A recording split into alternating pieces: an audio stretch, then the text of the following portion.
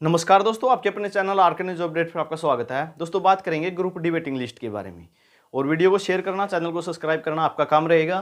तो बात करते हैं ग्रुप डी वेटिंग लिस्ट के बारे में। जो ग्रुप डी की वेटिंग लिस्ट है, नॉर्मल कैंडिडेट की अगर बात करें तो जो नॉर्मल वेटिंग लिस्ट है वो 680 सीटों पर लगाई जाएगी। टोटल 680 सीटें रहेंगी। Ex serviceman, dependent ex serviceman की 185 पोस्टें रहेंगी।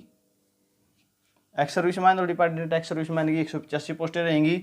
680 में से जब 185 को माइनस करोगे तो 495 सीटें बचती हैं। उस पे जो नॉर्मल हैं और पीडब्ल्यूडी कैटेगरी फिजिकली हैंडीकैप्ड जो कैंडिडेट हैं उनकी लिस्ट जारी होगी। अब बात करें नॉर्मल के अंदर जर्नल की लिस्ट और एससी कैटेगरी की लिस्ट, बीसी ए कैटेगरी की लिस्ट और बीसी बी कैटेगरी की लिस्ट की। तो जर्नल के अंदर अगर 68 वालों का सिलेक्शन हो जाता है सभी का तो अच्छी बात है। सेम नंबर वालों का होगा। 67 के बहुत ही रेयर चांस रहेंगे कि किसी कैंडिडेट का हो। अगर 68 वालों का भी सभी का हो जाता है तो बड़ी बात है। अब मैं ये नहीं कह रहा कि 67 वालों का बिल्कुल नहीं होगा, हो सकता है, लेकिन कुछ कैंडिडेट का जिसकी जो कुछ ज़्यादा ही एज का होगा तो 68 वालों का उम्मीद है कि लगभग सभी का हो सकता है। एससी की बात करें, एससी कैंडिडेट में एक नंबर नीचे लिस्ट आए ये भी कोई कंपलसरी नहीं है। तो सेम नंबर वालों में सभी कैटेगरी में सेम नंबर वालों का पहले उठाया जाएगा।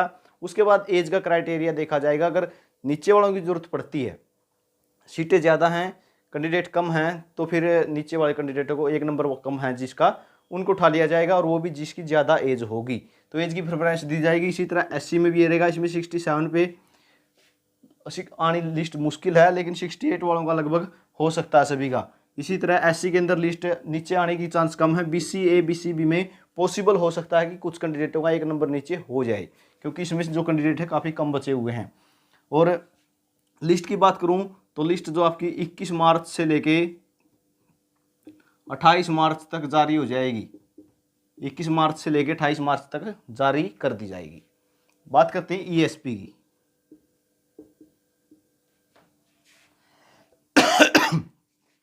ईएसपी की बात करूं तो यहाँ पे आप देख सकते हैं नॉर्मल के बारे में अगर आप भी कोई कमेंट रहता है तो आप कमेंट कर सकते हैं। जर्नल के आपको बता दिया कि 68 पे है, अगर 68 वाला को हो जाए बड़ी बात है। यही काम रहेगा एससी के अंदर। बीसीए बीसीबी में कुछ कैंडिडेटों को उठाया जा सकता है, नीचे वालों को, एक नंबर कम वालों को। ईएसपी की बात करूँ 370 पोस्टें रहेंगी, जिसमें से चाहे जर्नल की बात हो, एससी की बात हो, बीसीए की बात हो, बीसीबी की बात हो, लगभग सभी का हो जाएगा। जिसके पास ओरिजिनल ग्रेडेशन है सभी का जो है काम बन जाएगा। अब जर्नल की कट ऑफ कितनी रहेगी ये कमेंट करने की आपको आवश्यकता नहीं है। जर्नल में कंपटीशन थोड़ा ज़्यादा है, क्योंकि 2428 कैंडिडेटों की जो लिस्ट जारी हुई थी उसमें लगभग 1352 कैंडिडेट जो हैं जर्नल कैटेगरी के हैं। तो जर्नल में से हो सकता है कुछ कैंडिडेट का ना हो, क्योंकि कंपटीशन ज़्यादा, सीटें थोड़ी कम है। तो एससी कैटेगरी की सीटें खाली रह जाएंगी। बीसीए की और बीसीबी की भी लगभग सभी का सिलेक्शन हो जाएगा, जिसके पास ओरिजिनल ग्रेडेशन है। नंबर चाहे बिल्कुल बेशक आपके कम हो। अब आप बोलोगे कि 2428 सर, 2428 में से 370 सीटों पे ही सिलेक्शन होगा। भाई ग्रेडेशन नहीं है, कारण यही है, ग्रेडेशन नहीं मिलेंगी बहुत से बच्चों के पास। तो ये मामला रहेगा। और 21 मार्च को जिसकी स्क्रूटनी नहीं हुई थी, 21 मार्च 2022 को उनको पहुंचना है। ईएसपी की जो लिस्ट है वो 31 मार्च से पहले डिपार्टमेंट अलॉट कर सकता है एचएसएससी बोर्ड। 31 मार्च से पहले इसके भी डिपार्टमेंट अलॉट करने की तैयारी में है और यही काम इसका रहेगा। 31 मार्च से पहले इनको भी डिपार्टमेंट अलॉट हो जाएंगे।